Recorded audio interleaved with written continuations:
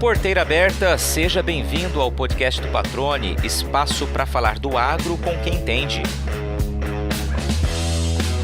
No programa de hoje, você vai conhecer um pouco mais sobre o cultivo comercial de florestas, que é o plantio de árvores para a produção de madeira que vai atender a diferentes tipos de demanda.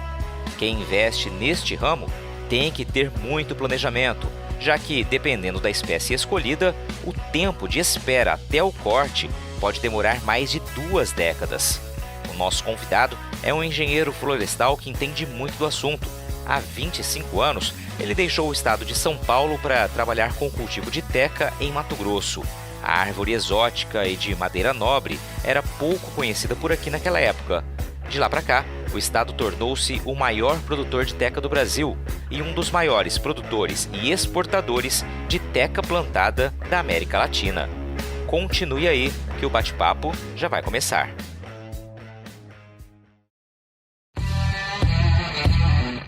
Nascido na região de Marília, no interior de São Paulo, o Fausto Takizawa sempre teve vínculo com o campo. Neto de imigrantes japoneses, ele cresceu no sítio em que a família cultivava café e criava bicho da seda. A escolha pela engenharia florestal, porém, o levou a trocar o Sudeste pelo Centro-Oeste, onde tem atuado com papel de destaque no desenvolvimento do plantio comercial de florestas, num estado em que a indústria de base florestal não consegue absorver a produção. 2 décadas e meia depois da mudança, ele fala com orgulho da história que ajudou a construir e aponta os desafios e as oportunidades deste setor, que tem na teca e no eucalipto as principais apostas. Fausto Takizawa, que legal recebê-lo aqui. Vamos, depois de 30 episódios do podcast, vamos agora falar pela primeira vez de floresta plantada.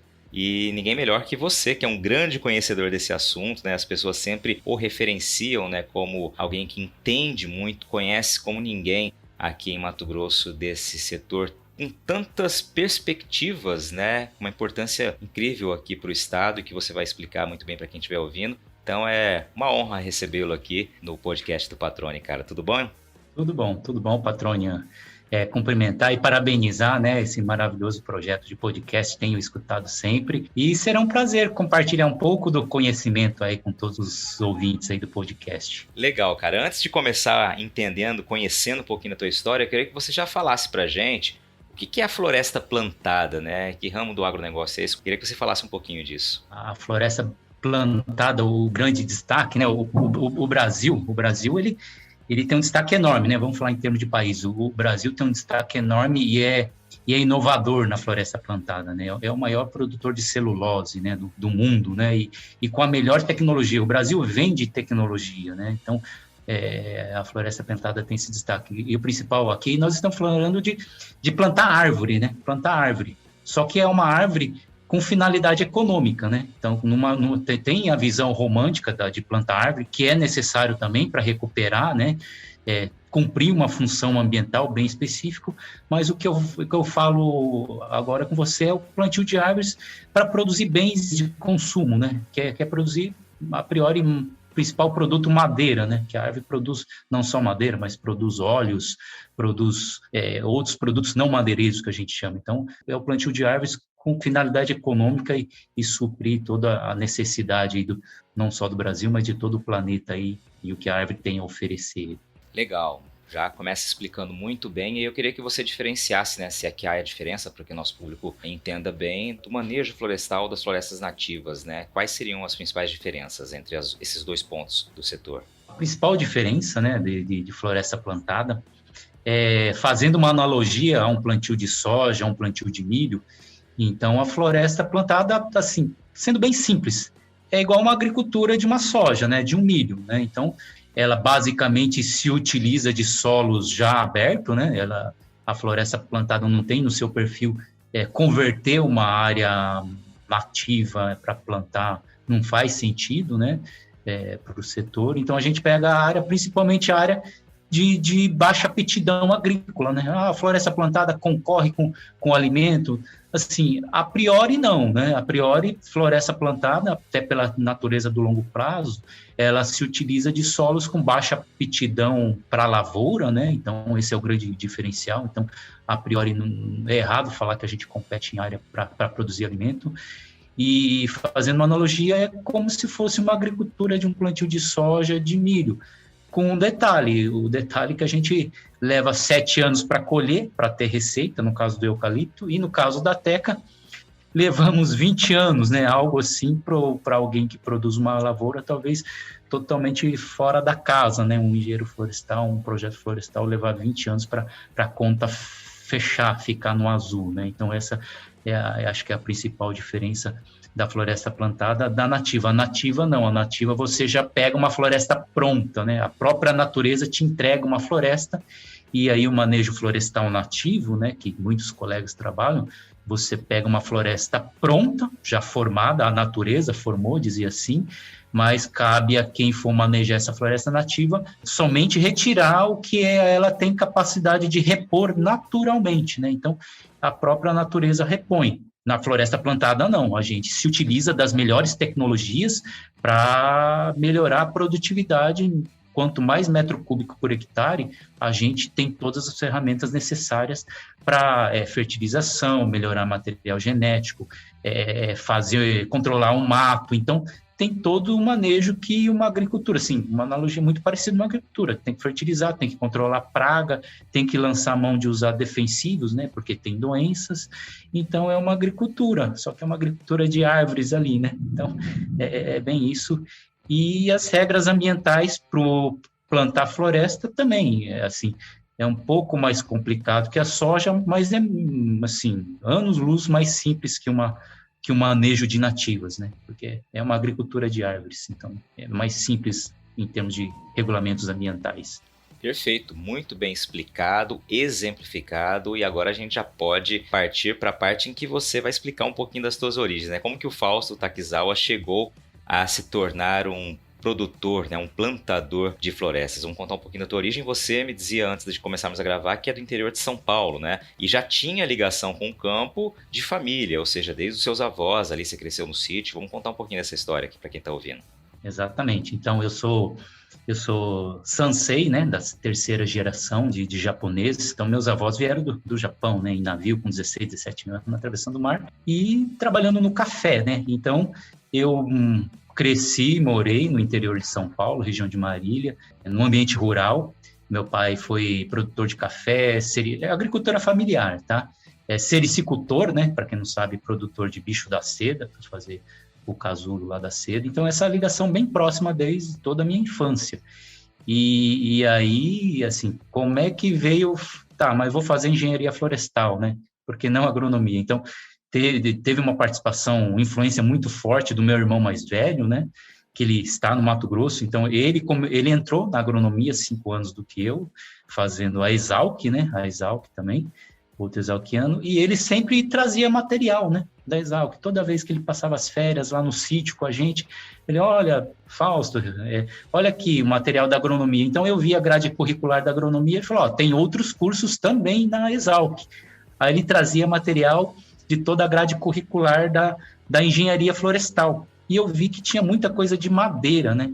Então, assim, esse contato com... A gente tinha um pequeno talhão de eucalipto lá no sítio, então sempre olhava aquilo lá, puxa, madeira, e no sítio, qualquer propriedade rural, a madeira é imprescindível, né?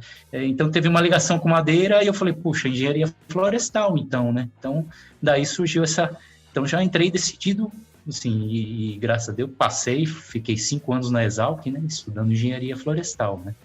Então, de 91 a 95, fiz a Exalc lá na engenharia florestal, né? Legal, Fausto. E Mato Grosso, cara, como é que você veio parar aqui?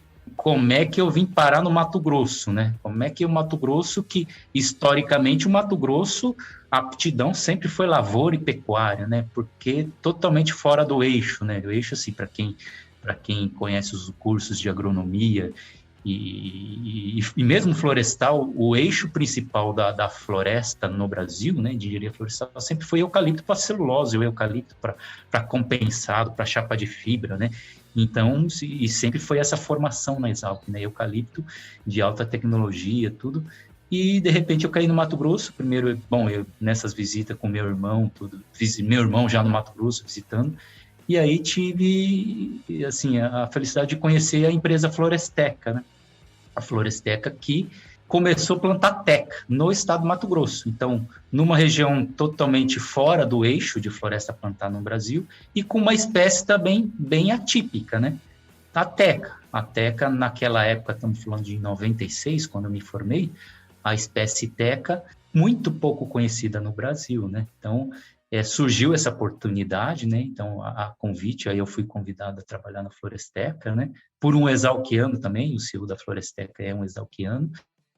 E então, comecei lá minha carreira profissional em 96, numa região sem aptidão para floresta plantada, né? Ou sem aptidão, com pouco, não era o foco da floresta plantada, e com uma espécie, assim, menos ainda, né? Então, com quase pouco, nenhum know-how em silvicultura, né? Havia somente um empreendimento na época, né? Com plantio comprovado. Então, foi esse desafio enorme. Então, toda a silvicultura adaptada para nós no Mato Grosso, para a teca, havia muito pouco conhecimento, e o pouco conhecimento você tinha que literalmente garimpar, ou não, simplesmente não tinha mesmo, você tinha que construir esse conhecimento, né? Então, eu lembro que eu fiquei 15 dias em bibliotecas, somente prospectando o que tinha, né, de melhor na época, e aí o de melhor eu vi que dava para melhorar mais ainda, né? Então, foi essa oportunidade dentro da Floresteca, né? Eu tive, assim, total confiança, né? Confiança dentro da Floresteca para realmente falar, ó, tem muita coisa dentro da teca que temos que construir conhecimento técnico para a gente melhorar, né? Então, me foi dada essa oportunidade, né? E aí, não só o conhecimento técnico, mas eu vi que em determinado momento, né? Não só o conhecimento técnico não bastava, né? Então, passando depois de 96 até 2000, um pouquinho depois do ano 2002, a Floresteca começou a produzir madeira para exportar, né? Então, comecei a verificar que tinha várias coisas que era assunto mais ligado a políticas públicas, né? Porque até então o Brasil era inexpressivo, né, na exportação de toras, né? Toras de floresta plantada, né? Tora in natura. Então, você imagina, né? Hoje, lá no 2005, a gente precisava de autorização do órgão ambiental para exportar uma tora de uma espécie que não é nativa, é uma espécie exótica, né? A gente fala, que você plantou, mas você precisava de autorização ambiental, né? Sendo que, poxa, mas plantar floresta tem um certo benefício ambiental, tem o carbono e é uma madeira que, de certa forma, alivia a pressão de muito nativa, né? Então, na época, eu achei absurdo. Então, vamos dizer, o Fausto técnico lá no meados do ano 2000 falou, puxa, tem alguma coisa de política pública, de fomento para o setor que a gente precisa trabalhar, assim, e aí somente isolado a Floresteca a coisa não anda, né? Eu falei, não, onde é que... Daí começou, a partir de então, minha participação mais ativa dentro da Associação dos Reflorestadores, né? Aí veio o link com a Associação dos Reflorestadores. Bom, como é que sozinho não dá? Tem que estar organizado como alguém representativo do setor. Então, a Área Floresta já existia desde 2003, e aí, a partir de 2009, eu comecei a participar de forma mais ativa dentro da associação. Em 2010, fui eleito, assim, a presidente da Associação dos Reflorestadores no estado do Mato Grosso. E a partir de 2010, então, falei, poxa, então essa questão de algumas questões de política pública para melhorar o ambiente de negócio para a teca se faz de forma coletiva dentro da associação. Então, aí que a gente conseguiu fazer com que o órgão ambiental entendesse que não fazia mais sentido, né, pedir autorização para exportar madeira de teca. No final das contas, todo mundo foi beneficiado, não só teca. Então, quem hoje planta mogno africano e também precisa exportar, se não fosse esse trabalho nosso, precisaria de autorização. E qualquer tora exótica que precisaria exportar, se não fosse o trabalho lá da associação, né? Assim, também critérios técnicos, né, para o FCO poder também ter dentro do FCO mais um portfólio, que também teve vários plantios de teca no estado do Mato Grosso, que foi plantado com recurso do FCO, né? Então, não tinha critérios técnicos, né? Não tinha indicadores técnicos dentro do FCO para poder financiar a teca. Então, foi um trabalho coletivo, né, de vários associados para realmente poder, então, um pouco do trabalho da associação. Então, esse foi por onde eu entrei aqui nesse mundo florestal e no Mato Grosso. Cara, que legal ouvir esse testemunho, né? Mais que um depoimento, um testemunho mesmo aqui de uma história muito importante, né? Ou seja, esse caminho que vocês percorreram, desatando nós, vamos colocar assim, né? Serviu de base, de fato, para uma expansão de uma atividade, né? Como eu disse lá no início, com muitas perspectivas, né? Com desafios, evidentemente, como quaisquer outras atividades, mas de fundamental importância, né? E com um caminho aí, quem sabe, muito próximo pela frente, próspero, como você mais adiante vai falar. Agora é interessante, né, Fausto, ouvir você dizendo que veio para cá, para uma cultura nova, pouco conhecida ainda no Brasil, muito menos aqui em Mato Grosso, lá ainda na década do fim dos anos 90, né? E aí ter que buscar todo conhecimento técnico, como você destacou ali, indo para a biblioteca, né? Passando 15 dias em biblioteca, consumindo conteúdo, consumindo informação, né? Para poder colocar em prática no campo, questão de manejo, questão de solo, né, questão de região em que estava plantando, enfim, todas as nuances técnicas que existem, os desafios técnicos que existem em uma situação como essa. E aí, os desafios políticos que precisavam ser colocados, né, de política pública, você relatou aqui exemplos muito legais, e eu fiquei ouvindo, eu acho que é sempre importante frisar isso, porque com um depoimento como o teu, a gente percebe como que a história do Estado ela vai evoluindo, né? A gente já ouviu várias vezes sobre os desafios de quem produz soja, né? De quem produz milho, algodão, enfim, e agora te ouvindo aí mostra como de fato são pessoas que fazem a diferença, né? Que ajudam a fazer a diferença no momento chave, que aí abrem caminho, né? Para que o caminho seja pavimentado mais à frente da atividade. Muito bacana ouvir esse teu relato aí, muito legal mesmo. Se tem uma coisa que eu aprendi durante todos estes anos acompanhando a agricultura é que uma boa safra tem que começar com um bom plantio. E para isso a escolha de uma semente de qualidade é fundamental. Na Agrosol Sementes, a excelência dos produtos e serviços oferecidos é condição seguida à risca para garantir os resultados e a satisfação do agricultor. A empresa mato-grossense atua com multiplicação de sementes de soja há mais de 20 anos, uma história estabelecida sobre o tripé qualidade, credibilidade e inovação. Com produção de sementes 100% licenciada, em parceria com as principais obtentoras de cultivares de soja, a Agrosol Sementes garante um portfólio abrangente e com as melhores opções para todo o estado. Utilizando a tecnologia a favor do campo, a empresa também oferece comodidade e praticidade ao produtor com o aplicativo Agrosol, que ganha uma nova versão em 2021. Além da rastreabilidade expandida a todos os clientes que conseguem acessar informações detalhadas sobre todos os lotes de sementes adquiridos, o aplicativo também acaba de se tornar uma plataforma de acesso a ofertas e a realização de orçamentos, tudo de maneira simples e intuitiva. Para começar a aproveitar os benefícios da semente na palma da sua mão, é só baixar o aplicativo Agrosol pelo Google Play ou Apple Store e fazer o cadastro. Agrosol Sementes, germinando o futuro. Passada essa fase que você destacou dos desafios, né, de encontrar aí soluções para alguns entraves que naturalmente vieram ocorrendo, né? Como nós estamos hoje, Fausto, com relação às florestas plantadas aqui no estado? Qual o atual cenário dessa atividade? Bom, em termos de área plantada, o Mato Grosso é o nono estado, né? É o estado com a nona maior área plantada no Brasil, né? Assim, muitos podem falar, Fausto, mas será que nono lugar para o Mato Grosso? O que isso quer dizer para mim, né? Às vezes não quer dizer nada essa informação, mas partindo da premissa que todos os estados que têm maior área plantada que o Mato Grosso, a priori, tem uma indústria de base florestal plantada. O que é uma indústria de base florestal plantada? É uma indústria cuja matéria-prima tem que ser madeira de floresta plantada. Quer dizer, a indústria para funcionar tem que ser, vamos falar, é eucalipto ou pinos, né? porque sem o eucalipto ou pinos, essa indústria, ela não funciona. Pode ser de outras, de nativa, por exemplo? Não pode, no papel não tem como usar nativa, né? Não, tem que ter o teor de celulose, tem uma tecnologia por trás disso, né? Mesmo o pinos, né? Chapa de fibra compensada, hoje toda a tecnologia, todo o parque industrial se desenvolveu e especificou muito em espécies, né? Ou pinos ou eucalipto. Então, quando eu falo indústria de base florestal plantada, é matéria-prima.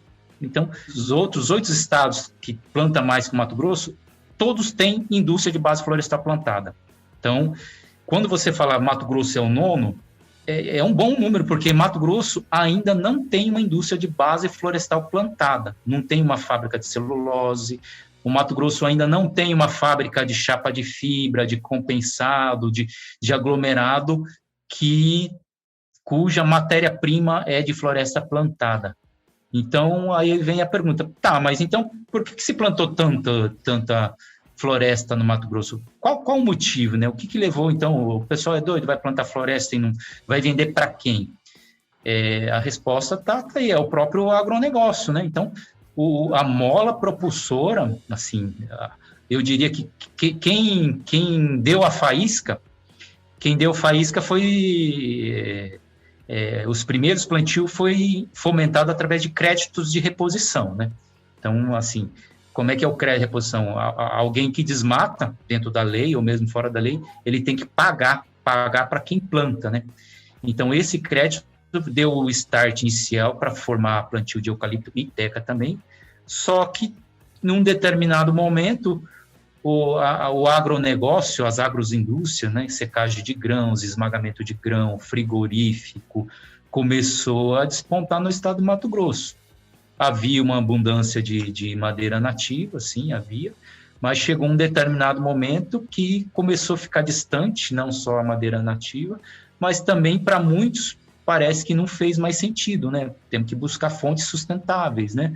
Daí então teve o boom, né, da floresta plantada no Mato Grosso. Então a resposta é: quem que foi o catalisador para aumentar o plantio de eucalipto no Mato Grosso? Foi o próprio agro, né, o agronegócio. E agora etanol de milho, né? Recentemente ali o etanol de milho está sendo, né, o grande fomentador de eucalipto. De outro lado, a teca já é mercado internacional. Então, já havia nos anos 90 uma única empresa dedicada com plantio de teca, e aí, num determinado momento, teve um fluxo de investimentos internacionais, né? Foi assim que a Floresteca nasceu, um fluxo de investimento internacional que viu a teca como uma oportunidade de investimento. E o Mato Grosso tem todas as condições técnicas de clima, de solo e de know-how. Hoje a gente vai falar de know-how para produzir uma teca plantada de alta qualidade e competitiva no mercado internacional. Então, esse know-how da teca que foi construída dentro do estado do Mato Grosso também atraiu vários outros grupos de investidores para a teca e também muitos produtores rurais aí também, né, que apostaram na teca como um investimento a mais aí. Maravilha, eu vou trazer aqui alguns números que você disponibilizou, são números ali da área floresta, da Associação dos Reflorestadores, sintetizando aqui nos últimos 10 anos, na última década, a gente praticamente quase dobrou a área de floresta plantada aqui no estado, saindo de pouco mais de 147 mil para algo em torno de 276 mil hectares, né? É um número expressivo, a área foi um pouquinho maior no passado ali, mas acabou sendo um pouquinho suprimida, mas basicamente a gente tem um aumento bastante expressivo nesses 10 anos. E aí você explicou os motivos agora na tua fala. Desse total, o que é eucalipto, o que é teca, o que são outras espécies? Basicamente, assim, em termos de área plantada, as duas espécies mais expressivas é eucalipto em primeiro lugar, né? Então, o eucalipto, assim, a última informação de 2020, eucalipto lá em torno de 214 mil hectares, né, de eucalipto plantado no estado do Mato Grosso, né? De acordo com a estatística IBGE, ao qual também a gente faz questão de incentivar ali todos os produtores a participar da pesquisa IBGE, né, que através desse número a gente melhora aí as políticas públicas. E o restante é com teca, varia 64 a 70 mil hectares plantados de teca no estado do Mato Grosso. Tem alguma coisa de mogno africano, tem paricá, mas assim, estatisticamente, assim, ainda não tem uma expressão dentro do estado do Mato Grosso. Queria só que você agora, Fausto, para quem estiver nos ouvindo e não conheça desse segmento, né, dessa área, vamos concentrar então em eucalipto e teca como você vem fazendo. Vamos falar um pouquinho da utilização de cada uma delas. Começando pelo eucalipto, você já disse ali que a expansão do agronegócio acabou motivando também o avanço na área de eucalipto, né, que é preciso muito eucalipto para suprir demandas do agronegócio. Vamos explicar quais seriam essas principais demandas. Você já falou das usinas, né, de etanol aí, que acabaram também gerando um boom, mas eu queria que você falasse um pouquinho da utilização do eucalipto para o agro, de que maneira ele atende esse segmento. O eucalipto, basicamente, é usado para produção de energia, né? Então, é lenha, né? Vamos falar de lenha. Lenha em diferentes formas. Ou torinhas, né? Toras, você corta ali as toras de eucalipto e essa tora é queimada dentro de uma caldeira. Ou a gente fala em forma de cavaco, né? Cavaco, que você pica. Basicamente, você pica a madeira e de forma picada você também abastece as caldeiras aí para diferentes finalidades. Secar grãos, né? Então, existe lá os armazéns, usa muito pouco, mas precisa, na parte do esmagamento, né? De óleos vegetais, né? Aí, de todos os óleos vegetais, de soja, de milho, do etanol de milho. Então, precisa muita geração de calor e vapor, né? Então, tem outras alternativas além do eucalipto para queimar? Tem palha de arroz, tem resíduos, né, da agricultura, também muito importante também, né, isso tem o valor, né, que queima, você gera vapor. O gás natural pode ser uma fonte interessante, mas em termos assim, o eucalipto em termos de competitividade, é um dos insumos, assim, mais competitivo e que pode ser cultivado e abastecido de forma, dando uma segurança, o que eu falo, é uma fonte estruturante para qualquer negócio que precisa de bastante energia, né, e de forma sustentável. O eucalipto hoje é uma espécie estruturante. Claro, você tem as alternativas que sobe e desce, né, de você não tem tanto controle da oferta, mas o eucalipto não, o eucalipto de uma forma ordenada, você consegue estruturar a necessidade desse insumo que é lenha e cavaco, né? Então é dessa forma. Uhum. E tem um setor também que a gente notou que cada vez mais está vendo o cavaco de eucalipto como importante, é mineração, né? Assim, mineração, como é que é assim? Mineração como? O Mato Grosso é um importante produtor de cimento, né? Então, no processo tem um processo que é a queima da rocha para concentrar os componentes que faz o cimento, também precisa de muito calor, né? Precisa gerar calor. Então, a biomassa florestal e o eucalipto também passa a ser agora mais, com a questão do mercado de carbono, é uma biomassa renovável, você planta, né? Você planta, você não... Tudo bem, você queima, emite carbono na atmosfera, mas, vamos dizer, a conta, a grosso modo, é uma conta 0 a 0, né? O que você... Às vezes é um pouco positivo, porque fica o resíduo no solo, mas é uma conta, a grosso modo, 0 a 0. O carbono que você queima, depois a floresta recupera, né? É um insumo interessante aí, né, o atual momento também. Perfeito. Antes de falar da teca, eu queria saber como está a nossa produção de eucalipto. Ela tem atendido a demanda? É o suficiente? O que se projeta para o setor, né, para o futuro do setor, entre demanda e produção? E quais seriam aí, qual seria, melhor dizendo, a realidade do produtor de eucalipto hoje? Talvez eu vou conseguir agora talvez falar um pouco de sentimento, assim, né? Sentimento que a gente tem visto, porque os números, assim, só tornar todos cientes, em parceria com o Senar, né? O Senar, mais o IMEA e a Arefloresta, a gente está, inclusive, com a equipe em campo. Acho que já está finalizando o trabalho de campo, está sendo finalizado um diagnóstico, justamente isso, para a gente saber esse equilíbrio entre oferta e demanda, né? Então, ano que vem teremos os números, mas as preliminares, então, mas a gente já tem algumas preliminares, né? Então, quais são as preliminares? Mesmo com o mercado demandando bastante, né, biomassa florestal, e o eucalipto é o principal fonte, né, desse insumo, o mercado necessita, né, bastante, então tem uma necessidade crescente, né, então cada vez mais que se anuncia plantas e projetos de etanol de milho.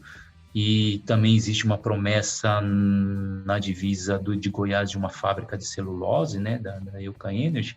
Então, existe uma expectativa futura de, se o etanol já está demandando e o que se fala é falta, né, falta, então existe um certo déficit, né, se fosse todo mundo hoje usar eucalipto, não teria eucalipto para todo mundo. Então, o cenário é de déficit, tá? O problema é que o déficit hoje, não adianta você plantar hoje. O eucalipto demora 6, 7 anos, né? Então, o déficit de hoje, que eu sempre falo para os formadores de política pública, o déficit de hoje era a ação que a gente deveria ter tomado há 6 anos atrás. Então, há 6 anos atrás, a gente ou não enxergou e, assim, deixou passar. Então, o déficit hoje é resultado de 6 anos atrás. Então, infelizmente, vamos ter um período de déficit. O período de déficit é favorável para quem tem o eucalipto para vender nesses próximos anos, né? Então, às vezes você fala, tá, falso, então vou plantar eucalipto agora. Cara, tudo bem, é interessante? Mas tenha ciência que se o eucalipto plantado hoje vai estar pronto daqui 6 ou 7 anos. Então, veja como é que vai estar o cenário daqui 6, 7 anos, tá? Porque para atender o hoje, é só quem tem o eucalipto mais próximo dos 6 anos ou quem já está com o eucalipto há 6 anos, né? Esse está numa posição favorável, né? Porque é a lei da oferta e procura, né? Tem muita procura, quem tá com o eucalipto consegue ter a vantagem de melhorar o preço, né?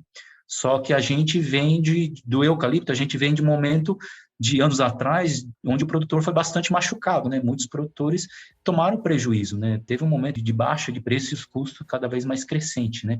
Então, tende a ser favorável, mas aí tem um componente para o eucalipto que é bastante complicado, é o complicador, assim, complicador por eucalipto, mas para o produtor rural pode ser interessante, porque com essa alta das commodities, né, dos grãos, os grãos vivendo um bom momento, a carne vivendo um bom momento, às vezes, coisa que 5 anos atrás um determinado tipo de solo poderia viabilizar um eucalipto, com o cenário das commodities agrícolas hoje, talvez o cara consegue ganhar um pouquinho mais na carne e fica desfavorável para o eucalipto. O que eu estou falando é o custo de oportunidade da terra ficou desfavorável para o eucalipto, né? E assim, a solução para isso, o que é? É pagar mais pela biomassa florestal, né? No caso da biomassa florestal para lenha, para insumo, assim, a vantagem é que existe alternativa, né? Não dá para queimar o eucalipto, mas eu vou botar na caldeira tudo que queima, né? E tem alternativas, né? A vantagem existem alternativas, só que as alternativas são limitadas, né? Por que eu digo limitada? A alternativa é talvez biomassa nativa, resíduo de agricultura, resíduo da agricultura também é limitado, e o grande complicador. O insumo biomassa para queimar, ele é muito sensível à logística, então a biomassa tem que estar do seu lado. Quanto mais distante essa biomassa, a logística penaliza esse produto de forma a inviabilizar um projeto, né? Esse é o cenário, né? Então, sim, então falso, assim, poxa, então vou plantar eucalipto porque tá bom, todo mundo tá querendo, mas olha, tem ciência que você planta hoje, daqui 6, como é que tá aqui daqui 6 anos? Como é que essas consumidoras de biomassa estão se planejando? Será que elas já estão procurando alternativa? Não tá? Eu sei que tem movimento de projetos de plantio de bambu. O bambu você já colhe com 3 anos, só que o bambu não tem tecnologia ainda, né? Mas, cara, o Mato Grosso, sim, para desenvolver uma tecnologia para bombar, o Mato Grosso vende know-how para isso, né? Então, esse é o cenário aí do eucalipto. Você sabe que, além de ser o maior produtor de soja do Brasil, Mato Grosso também é uma referência na exportação do grão para outros países, né? Mas você sabia que o consumo da soja mato-grossense dentro do estado tem crescido gradativamente? Nas últimas 4 safras, o aumento médio da nossa demanda interna girou em torno de 5% ao ano, resultado direto do investimento na verticalização da produção, como o que é feito pela Ruth Brasil.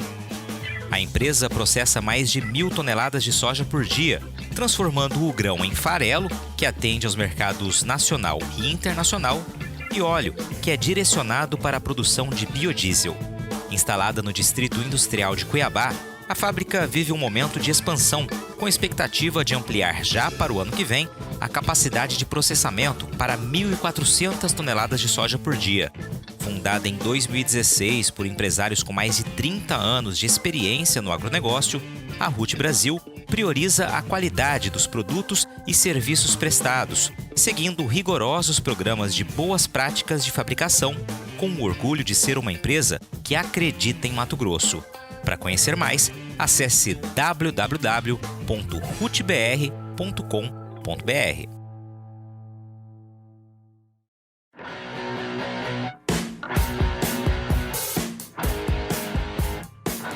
Você está ouvindo o podcast do Patrone, agroinformação com quem entende.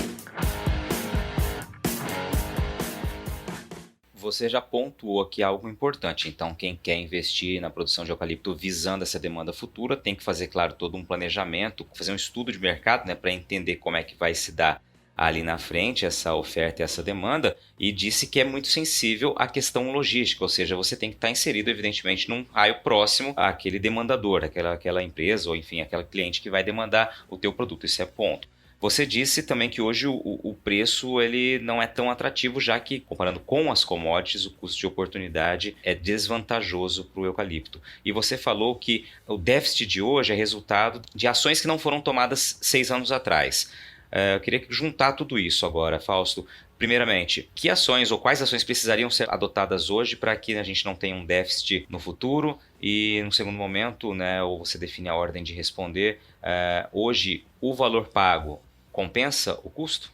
Tá, vamos lá. Então, quais ações precisa ser realizada para de repente, não tornar mais grave esse déficit, né? Eu acho que aí a lei do mercado, oferta e procura. Então, acho que o mercado vai ser soberano a isso, né? Então, o mercado está procurando alternativas mais barato, vai encontrar alternativas, mas essas alternativas pode ser que não enche o pote. Aí, para encher o pote, para atender toda a demanda, vai ter que lançar mão de... Não tem, a lei da oferta e procura, vai ter que aumentar o preço, né? Vai ter que aumentar o preço, ou o produtor rural tem outro caminho, ele tecnicamente ele se aperfeiçoar mais ainda no eucalipto e produzir mais, com o mesmo preço, produzir mais metro cúbico por hectare, que é esse outro lado também que a associação tem trabalhado, né? Dispor cada vez mais, tornar mais acessível informações técnicas para esse produtor rural.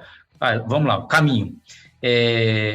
Melhorar o know-how, né, um know-how técnico para cada vez mais a gente produzir, o produtor conseguir produzir mais metro cúbico por hectare, então uma solução técnica, né, e existe, eu acredito que tem um espaço enorme, né, para a gente crescer, porque toda a tecnologia de silvicultura do eucalipto do Mato Grosso é importado de outros estados, né, tanto material genético, que são estados basicamente ou foram eucalipto dedicado a carvão ou celulose, né? Então é um eucalipto que será que o eucalipto para cá tem que ter caloria, né? Tem que ter bastante poder calorífico. Então a gente acho que tem uma oportunidade de ganho aí. A parte logística, né? Então logística ele tem que estar logística e tem que estar combinado com o consumidor, assim. Tem que estar combinado com o consumidor, assim, plantar no risco, não, eu estou do lado dessa usina, vou plantar, lá na frente eu negocio com ela. Cara, sem combinar com ela, não faça isso, assim. Alguma coisa, pelo menos você tem que travar lá com o seu consumidor, porque é um negócio para 6 anos, né? Você lá dedica lá 6 anos, produz uma floresta maravilhosa, chega lá daqui 6 anos, aí está tudo travado os consumidores e você não tem esse espaço. Então, tem que ser bem combinado, né? O crédito de reposição poderia ser interessante, né? Mas aí baixou bastante o preço, né, do crédito de reposição, né? Era 10, 12 reais por metro cúbico, né? Esse crédito baixou na ordem de 5, 6, né? Pode ser interessante, talvez, grande escala, para pequeno produtor começa, talvez, não ser tão interessante. Algo que, assim, muito fala, mas pode ser... carbono pode ser interessante, então talvez esse delta para fazer o negócio ficar de pé, mercado de carbono, pode ser interessante? Pode, mas o que eu tenho escutado é carbono para floresta plantada tem que ter escala. Quanto de escala? Cara, acima de 10 mil hectares. Acho que abaixo disso, ou os pequenos se juntam, assim, não vejo muito outro caminho, né? Pode ser um delta para ganhar. E eu acho que tem que ter, assim, como a questão da biomassa tem uma relação íntima, com o produto de um desmate ilegal, inclusive, né, pode ter como produto biomassa florestal para caldeira. Então, acho que tem que ter uma atuação em nível de Estado do Mato Grosso, né, os órgãos de controle realmente tornar transparente esse fluxo, né? Então, de alguma forma, acho que tem que ter alguns mecanismos aí para premiar quem trabalha certinho, né? Para quem trabalha certinho dentro da lei, esse tem que ser, de alguma forma, ter algum prêmio, algum benefício por ele estar trabalhando certinho e fornecendo uma biomassa dentro das regras legais aí, né? Maravilha, Fausto. E aí faltou agora você só comentar custo de produção e valor hoje de mercado da venda. Essa relação está compensando nesse momento? Já está melhor. Então, já está melhor. Tá? Então, eu não sou da área do eucalipto, mas relatos de alguns plantadores de eucalipto já falaram, Fausto, já está um número interessante. Então, para quem tem a floresta hoje para entregar madeira, já passa a ser interessante. Então, assim, passa a ter interessante, sim. Aquele produtor de eucalipto que teve caixa para segurar a floresta até hoje, produziu lá uma volumetria dentro da média e está próximo. O que eu falo próximo de um consumidor? Um raio de 100 quilômetros, né? Não muito que isso. Então, esse já começa já fechar no azul, né? Então, esse já começa a ficar interessante. E aí tem algumas grandes consumidoras de eucalipto que realmente faz contrato, né, de compra futura de eucalipto. Então, o cenário já melhorou, o cenário está bem melhor. Agora, Fausto, vamos então falar um pouco mais sobre teca, né? Você já disse que é foco exportação. Vamos falar um pouquinho das características da teca, né? E também dos números dela com relação à demanda, né? A posição do Brasil e de Mato Grosso nesse cenário de exportação. Vamos lá. A teca, assim, para quem não sabe, é uma madeira para fins nobres, né? Então, em termos vamos falar da qualidade da madeira. Então, a qualidade da madeira, ela, em termos de uso, ela pode é comparável ao nosso mogno brasileiro, ao cedro. Então, se você vir à sua mente as melhores madeiras nobres nativas, então, em termos de qualidade técnica da madeira, a teca é comparável, né? E foi em função disso que o mercado se formou, né? Então, a teca, internacionalmente falando, é uma madeira de ótima reputação técnica no mercado internacional, né? E hoje também o grande consumidor é a Ásia, né? Então, estamos falando de Índia, China, Vietnã, Tailândia, Indonésia, que também sempre foram grandes produtores, né, nativo de teca, e estão planta também, né, produz principalmente para diversas finalidades, piso, decks, construção naval, nesses veleiros, embarcações de luxo, móveis, né, móveis finos, na construção civil, portas, esquadrias, né, para janela, portal, e sempre para uso nobre, né? Não é qualquer construção, assim, são construções de alto poder aquisitivo ali, né? que utiliza a teca, né? Então, ela se construiu e com o mercado europeu também, né? Principalmente a Ásia, sempre foi o fluxo para o mercado da Europa. Então, tem uma reputação internacional que vem de séculos, né? É coisa de séculos, né? Que a teca tem essa reputação, né? E isso ficou cravado, né, no mercado internacional da madeira. E como a teca nativa praticamente dos países está escasso, a teca nativa, né, e cada vez mais é importante a teca plantada, né? E dentro da teca plantada, o Brasil, vamos dizer, dentro da América Latina, África, são dois grandes continentes aí que se plantou bastante teca, importantes fornecedores de teca plantada para a Ásia, né? E em termos de América Latina, o Brasil tem a maior área plantada, né, em termos de país, né, e está ali entre os 5 maiores em volume aí, dentre os países da América Latina, né. Aí tem Costa Rica, tem Equador, né, tem Colômbia, tem Panamá, que são importantes produtores, e o Brasil, e assim, é um importante player, né. Então, a gente está falando em termos, é um mercado, assim, de quanto, né? Estamos falando algo na ordem de 2 milhões de área plantada, de floresta plantada. Então, o Brasil talvez tenha 100 mil hectares ali plantada, e o Mato Grosso pouco mais que 50%, 60% da teca brasileira talvez esteja aqui no Mato Grosso, né? Só que talvez em termos de área, né, se comparar, o eucalipto é pouco, mas a gente está falando de uma madeira aí que, no mínimo, o valor da tora, ela é assim, 10 vezes maior que uma tora de eucalipto, né? Então, o valor agregado, apesar da área se comparar com as outras espécies, é pequena, mas o valor dessa madeira é de alto valor agregado, né? Tanto é que o Mato Grosso exporta tora in natura para a China, para a Índia, né? Então, você imagina uma tora, coloca dentro do container, dá meia volta ao planeta, a receita gerada nessa tora ainda consegue pagar todo o custo logístico e a condução da floresta e ainda sobra receita, né? Então, é de altíssimo valor agregado.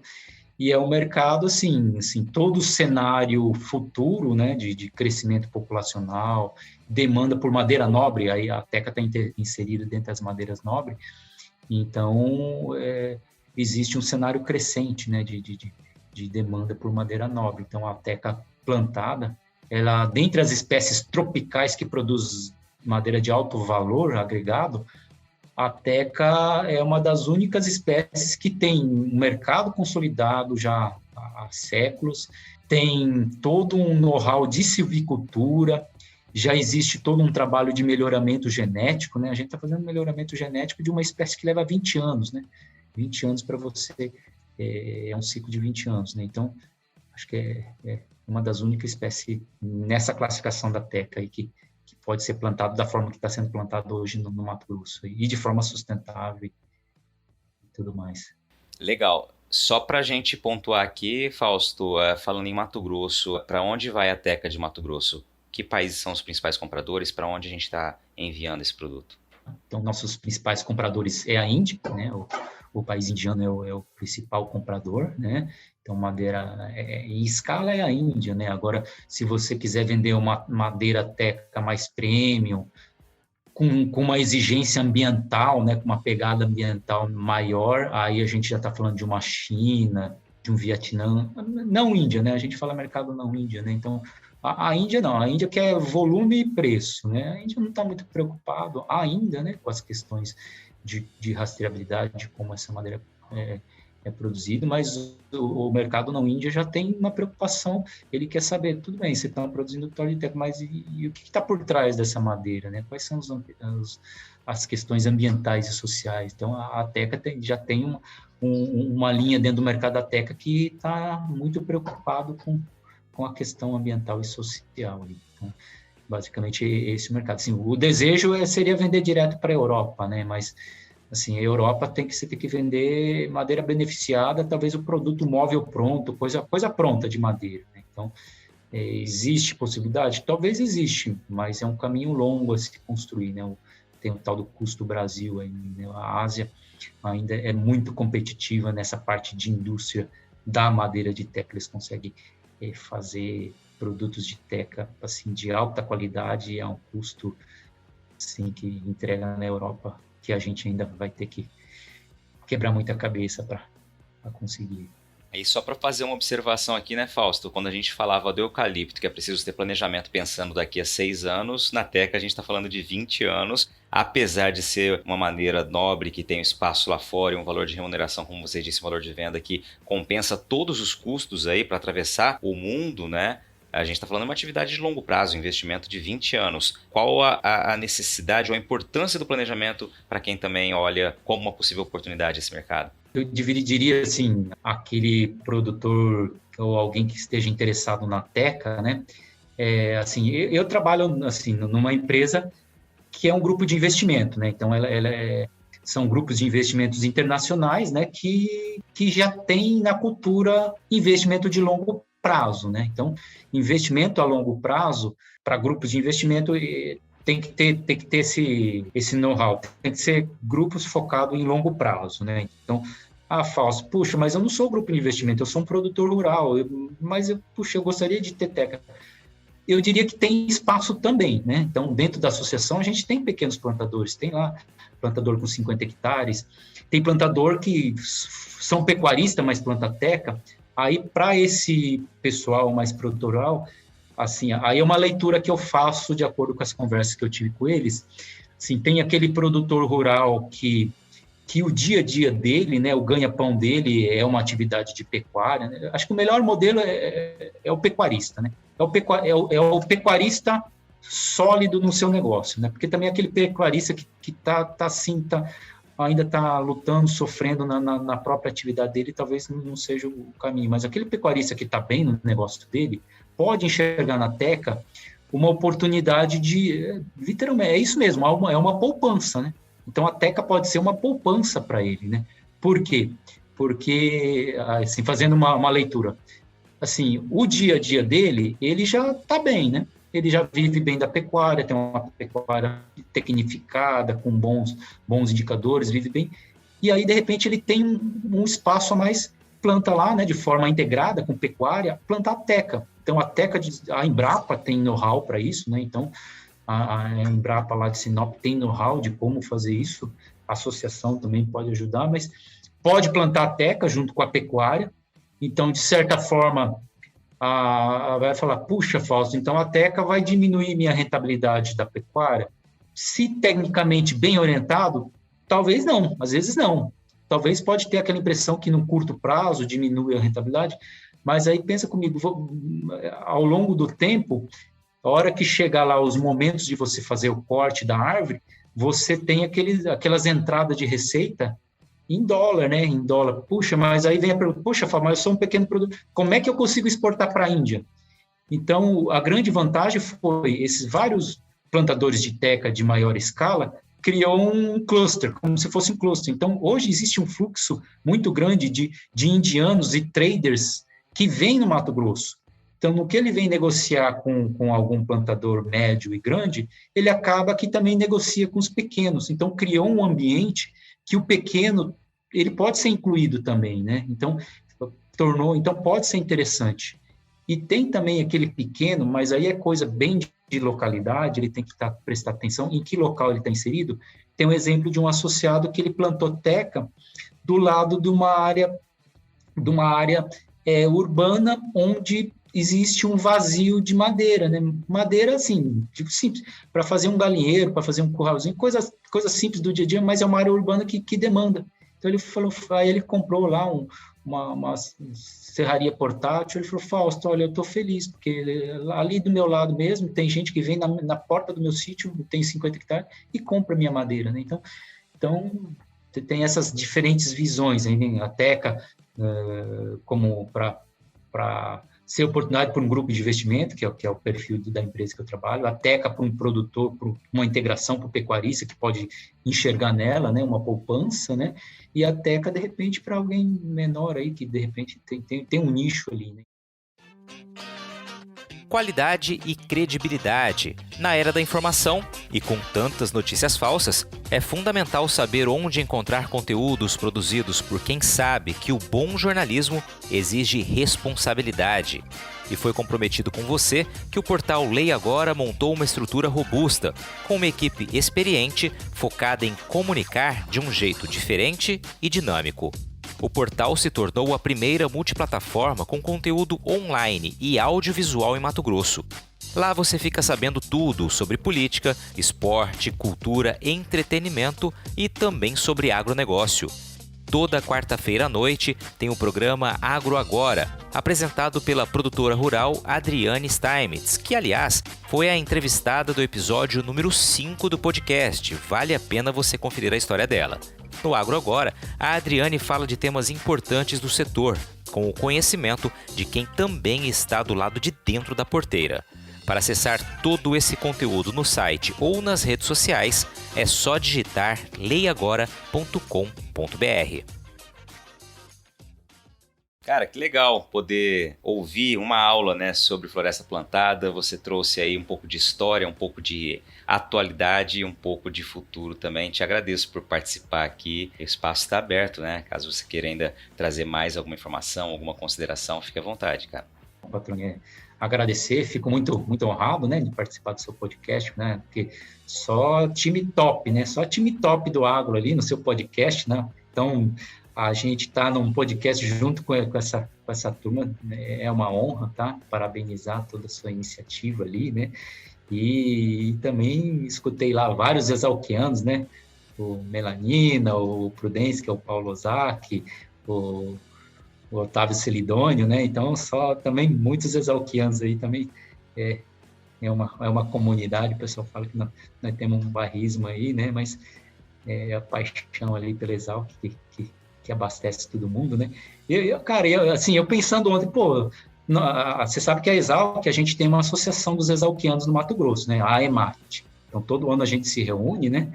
Cara, ontem eu falei, puxa, acho que podemos ver lá com o povo da EMAT o próximo encontro de chamar o Patrone aí, né? Porque, puxa, quem melhor o Patrone ali para poder sentir um pouco esse sentimento exalquiano e poder, talvez, traduzir para quem não é exalquiano o que é isso, né?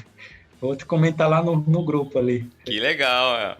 Olha só, ficou aguardando o convite mais do que aceito, vai ser uma honra, mas agora eu preciso que você divida seu apelido também. Vamos lá. Ah, tá. Não, meu apelido, né, é Pressadinho. Não sei se os outros disseram, porque por trás do apelido tem um porquê, né? Tem um porquê. Não sei se os outros disseram o porquê do apelido deles, né? Mas eu vou dizer aqui para você o porquê do meu apelido. Na verdade, não tem nada malicioso no meu apelido, né? Simplesmente porque, como eu fui sair do interior, eu morava no sítio, né? E aquele cara matuto, do caipira matuto, né? Do sítio lá, né? 17 anos morando no sítio, falei, cara, eu não posso perder essa matrícula, né? Cara, assim, Exalc, né? E o que aconteceu, né? Os portões lá para matrícula em Piracicaba abria às 7 horas da manhã. Cara, 5 horas da manhã eu já estava lá sentado na beira do portão, então eu fui o primeiro. Aí o doutor lá que me batizou, né? Me viu, ô bicho, tá, peraí. Cara, só tá você aí? Cara, Pressadinho, né? Então, aí colou, como era o primeiro, Pressadinho. Maravilha, Fausto, obrigado pela tua participação, muito legal, cara, esse capítulo da Exalc é sensacional, né, todo mundo que passa por aqui realmente conta as histórias, é muito bacana, quem sabe um dia estarei junto com vocês lá e quem sabe, né, vem uma faculdade de agronomia pela frente, aí já sei onde vou buscar, né, histórias e um vasto conhecimento. Te agradeço mais uma vez, cara, e só para fazer jus aqui, você então chamado de Pressadinho lá atrás, lá, né, no passado da tua passagem pela Exalc, se transformou num maratonista, onde a gente sabe que a cadência é essencial para conseguir terminar uma prova, né? Acho que por isso maratona, daí Plantateca 20 anos, né? Aí maratona são 42. Rony, só mais uma consideração aqui, né? Talvez aos que já estão plantando floresta e ao que de repente é o que pensa em plantar e de repente está com dúvida ou de repente nunca pensou em plantar, mas de repente passe a pensar plantar, né? Assim, dizer a eles que existe uma associação, né? A Associação dos Reflorestadores do Estado do Mato Grosso, que nós temos toda a rede, né, de relacionamento, conexão com a Embrapa Floresta, Sinop, as universidades, então todo o conhecimento técnico, quer dizer, tem o IMEA, né, que sempre tem nos ajudado, quer dizer, assim, não fica sofrendo por falta de informação, o que eu quero dizer assim, para aquele interessado em floresta, não sofre, não fica no achômetro não, procura associação, tem o IMEA, tem o FMT, tem Embrapa Sinop, cara, informação técnica e Sinop também, agora acabou de publicar informação econômica, tá? De viabilidade econômica, tá, patrão? Acho que depois eu vou compartilhar o link, mas, cara, você tá com dúvida, a melhor coisa é informação, Então, tem várias fontes, não fica, às vezes, só numa fonte, não, porque acho que a melhor coisa é a informação pra gente, e ainda mais floresta, né? É um negócio que você vai fazer hoje, se fizer bem feito, vai ser 6 anos você falando, puxa, que bom que eu fiz, e não, chegar daqui 20 anos, que bom que eu fiz. Ou o inverso, né? Se você não teve uma informação boa para tomar decisão daqui 6 anos, você fala, puxa, o que eu fiz, né? Aonde eu fui me meter, né? Então, não acontecer isso aí. E aí, gostou do bate-papo? Então dá aquela força e compartilha essa entrevista com os seus contatos. E olha, aproveita para mandar aquele feedback dizendo o que você está achando do podcast do Patrone. Pode criticar, elogiar, sugerir temas e pessoas para dividir boas histórias aqui nos próximos episódios. É só enviar uma mensagem lá no Instagram para @LuizPatroni que a gente troca uma ideia, viu? Então, gente, sucesso da porteira para dentro, força e fé da porteira para fora e vamos que vamos! Você ouviu o podcast do Patroni, agroinformação com quem entende.